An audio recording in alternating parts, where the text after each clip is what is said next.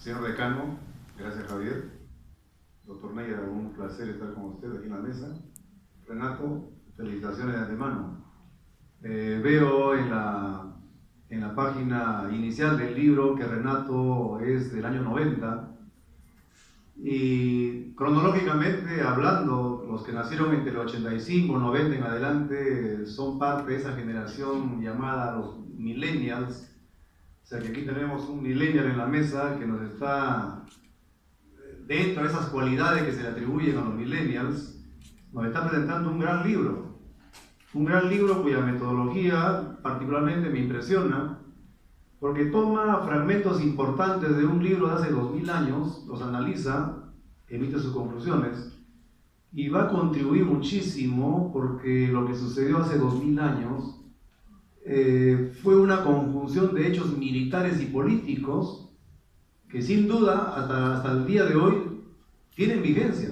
Lo que pasa es que están muy escondidos por el tiempo, pero hoy día Renato lo pone a luz.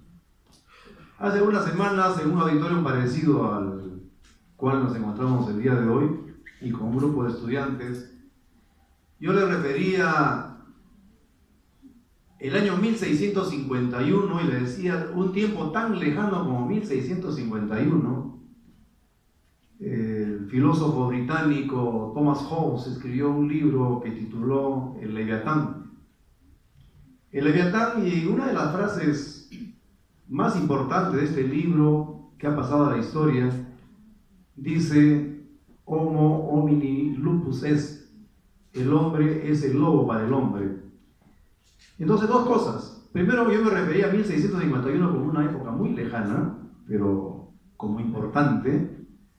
Pero luego veo que Renato se remite a 2000 años atrás, ¿no? Y también encuentra un tema tan importante. Y le encuentro relación a ambas cosas, porque cuando Thomas Hobbes, que estudia al hombre y también estudia los estados nacientes, porque recordemos que 3 años antes, en 1648, con el fin de la Guerra de los 30 años y la Paz de Westfalia, nace formalmente el concepto de Estado-Nación. Entonces, Hobbes analiza al ser humano y también analiza los estados nacientes. Y Hobbes define al ser humano como un ser que vive en un mundo de intereses, en un mundo de egoísmos, en un mundo de necesidades, en un mundo de aspiraciones, y que muchas veces cuando esos intereses colisionan con los intereses de otras personas, viene la fricción. Entonces, para él, el estado normal del ser humano es la fricción, es la lucha constante. Y en el libro de Belo Galico, o sea, que narra a Julio César su experiencia militar y política en la guerra de las Galías o Galias, lo que hoy es Francia, uno puede observar sucesivamente todas aquellas actitudes que describe muy bien Thomas Hobbes siglos después. Obviamente, Julio César hace 2000 años no había leído a Sun Tzu.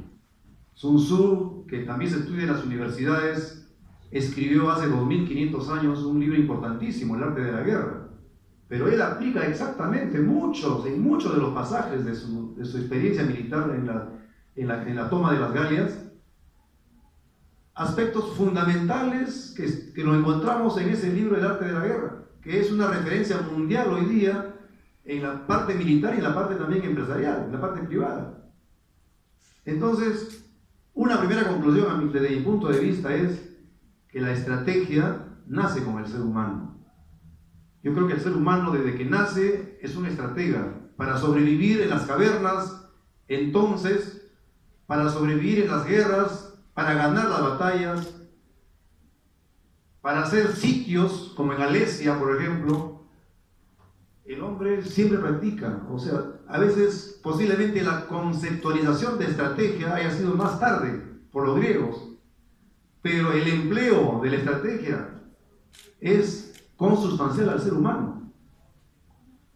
Entonces, para analizar este libro, brevemente, Renato, porque he leído el prólogo magistral del señor Hugo Neira, que va a tocar la parte política y también toca partes militares, como tú lo haces igualmente de manera brillante, Yo voy a referirme en aspectos básicamente militares, las partes militares, y lo voy a hacer de manera breve, de 5 perspectivas clásicas de análisis del campo militar: personal, inteligencia, operaciones, logística y operaciones psicológicas. Cuando uno analiza personal, tiene que entender la dimensión de lo que significa tener 8 legiones y luego 10 legiones. Las legiones tenían entre 3 y 5 mil hombres. Pongámosle 4 el promedio. Entonces, si en un momento Julio César tenía 10 legiones, eran 40.000 hombres. Y gestionar 40.000 personas es harto complicado hoy en día. Hoy es muy complicado. Cada ser humano es un ente singular, particular, con todos sus problemas. Y gestionarlos implica además tener una gran logística. A ver, en precios actualizados, para sostener una persona en servicio, un soldado en el ejército, se requieren 10 soles diarios, únicamente para alimentación. Si tenían 40.000 soldados, eran 400.000 soles a tiempo presente que requería Julio César para mantener sus 10 legiones. Por eso es que constantemente él habla de la necesidad del trigo, ¿no? Que le consigan trigo para sostenerse. El trigo, no sé en cuántas páginas habla del trigo. Bueno, imagino que trigo se refería de manera general a lo que eran las victorias. Pero qué importante es la logística. Nosotros tenemos un aforismo que dice: la logística no gana guerras, pero hace perder guerras. Y veamos, Napoleón perdió la guerra contra Rusia por falta de logística. Igual sucedió con los nazis. O sea, mala estrategia también, pero falta de logística para enfrentar un invierno tan crudo. Los argentinos en las Malvinas perdieron la guerra por falta de logística, en equipamiento de última generación o en vestuario para soportar las bajas temperaturas. Entonces la logística no gana guerras, pero hace perder guerras. Entonces la importancia de la logística para sostener 40.000 hombres en territorio hostil, totalmente hostil, era pues una proeza. Ahora, en operaciones, cuando analizamos operaciones, hay que ver bien el teatro de operaciones. Y Julio César era un maestro.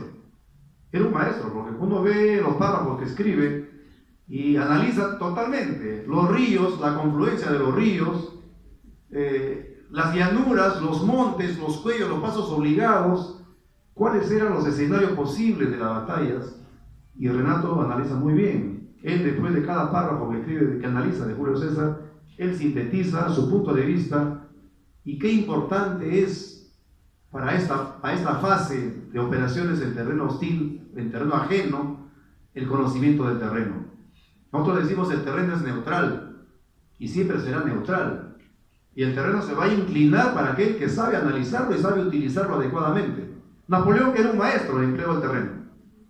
Era un maestro. Entonces, sus estrategias las basaba fundamentalmente en el conocimiento del terreno, exhaustivo del terreno. Se tenía de memoria el escenario, cómo era la configuración del terreno, y de acuerdo a eso actuaba. Y ganó 60 batallas. Bueno, Julio César gana más de 15 batallas, pierde una, ¿no? Pierde, creo que era 14. Pero también la lección aprendida y las correcciones del caso. Hay un alto componente político, y a eso le llama Renato propaganda, y eso se encuentra dentro de lo que nosotros denominamos operaciones psicológicas. Las operaciones psicológicas pueden ser de dos formas: cohesivas o divisivas. Cuando se refieren a nuestra gente, cuando hacen arengas, y él muchas veces le da una palmada al hombro y lo llama por su nombre, al centurión, al decurión o al soldado mismo del frente de batalla, le da una palmada, un abrazo, lo llama por su nombre. Él está buscando la cohesión interna, porque es indispensable mantener cohesionadas a sus tropas frente a un enemigo imparable, un enemigo que no tenía un frente definido, un enemigo que no tenía un ejército único. Por eso es que no hay una sola batalla decisiva. Hay muchas batallas decisivas, porque no había un ejército único. Había muchos ejércitos, pero pocos de ellos profesionales como los romanos. Entonces ellos tenían una gran ventaja: la disciplina, el entrenamiento, la capacidad preventiva y además algo muy importante en estos tiempos, que es lo que se llama hoy en día en español la orden tipo misión, que lo introdujeron los alemanes en la doctrina militar y ellos le llamaban el Auftragtaktik. ¿Qué quiere decir eso? Que el soldado, el legionario o el suboficial debe conocer la intención del comandante. La intención del comandante de más alto nivel. ¿Por qué? Porque en situaciones extremas donde no hay posibilidad de comunicación de órdenes sucesivas, los soldados de otros niveles tienen que tomar decisiones, pero para eso deben conocer la intención final. Y fíjense que los romanos, con Julio César, ya lo practicaban. Y tú lo puntualizas muy bien en tu análisis, Renato. ¿No? La orden tipo misión, que hoy día, lógicamente, en ese entonces la velocidad de las batallas eran lentas. Hoy día la velocidad es muy rápida. Ya los alemanes con la guerra con los blindados y el Blitzkrieg empezaron a hacer las guerras más rápidas. Entonces era importante que la gente sepa cuál era la intención final, el objetivo final, y no esperar órdenes, porque las órdenes iban a ser imposibles. Luego, es interesante también de la parte humana analizar en la parte personal cómo en ese entonces y cómo a lo largo de la historia las guerras han servido para esclavizar al ser humano. La cantidad de rehenes, en realidad el ser humano era una mercancía. Los esclavos, ellos pedían esclavos, Julio César pedía esclavos a cambio de darle la paz o concederle algunas ventajas a algunas tribus, pero a cambio de rehenes, para luego ser comercializados. Yo creo que la guerra en el tiempo se ha ido humanizando. Obviamente en aquellos tiempos no había Naciones Unidas, no había organizaciones supranacionales. Era una guerra desde la perspectiva de los galos, puramente táctica. Desde la perspectiva romana era una guerra estratégica. Tenía un objetivo bien definido y los esfuerzos tácticos de los galos no fueron suficientes frente a planes estratégicos bien definidos, con tácticas bien definidas que aplicaban los romanos. El libro de por sí es de sumo interés, Renato, y también para usted, la universidad que promueve este tipo de emprendimientos académicos, es de suma importancia porque así como tiene un componente militar, yo imagino que el doctor Neira nos va a hablar mucho de la parte política, pero también yo quiero manifestar el hecho de que la parte militar, como también lo dice Renato y lo planteó Clausewitz, la guerra es la continuación de la política por otros medios. Por lo tanto, es indispensable entender que hay un link, hay una unión fuerte entre la praxis militar y la praxis política. No es posible operaciones militares sin objetivos políticos. Le pongo el caso del Alto Cenepa. El Alto Cenepa entre el 95 y el 98, el objetivo político lo puso el gobierno. El objetivo político fue que se respetase el tratado del año 42 de Río de Janeiro, que se respetase tal cual estaba. Ese es el objetivo político. Ahora, para que se cumpla ese objetivo político se requieren estrategias militares. Y por ello es que nosotros, los militares, yo estuve en la zona, no pasamos la línea de frontera. A pesar de todos los excesos que se cometían desde otro lado, no pasamos la línea de frontera, porque si pasábamos la línea de frontera, podría darse lugar a un reclamo y decir el tratado ya no vale. Has invadido mi territorio, el tratado no vale. Por eso, fíjense la importancia de que desde la parte política se diseñe el objetivo político de la campaña. Y los militares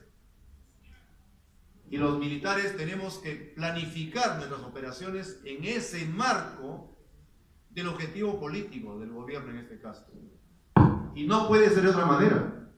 El objetivo político de Julio César, ¿cuál fue? Expandir el imperio romano en toda la zona de las Galias, que era una zona vasta, desorganizada, era una suma de reinos, pequeños reinos, ducados, condados, y cada uno con su propia fuerza. Por eso es que toda su respuesta fue siempre táctica, no tenían cómo ensamblar una fuerza estratégica. Pero Julio César va más allá, y a eso también lo analiza Renato muy bien, cuando Julio César se traslada hasta la parte de los germanos, la parte de los bárbaros, o a la parte de Gran Bretaña, o a Britania, y lógicamente eso tenía un alto componente político, porque eso le daba una imagen ante el Senado y ante Roma misma, lo posicionaba en un lugar superior. Y en esos tiempos de triunviratos habían pujas políticas muy fuertes en Roma, era casi el final de la República Romana, venía el imperio, y entonces también en esta parte de las operaciones psicológicas jugó muy bien Julio César.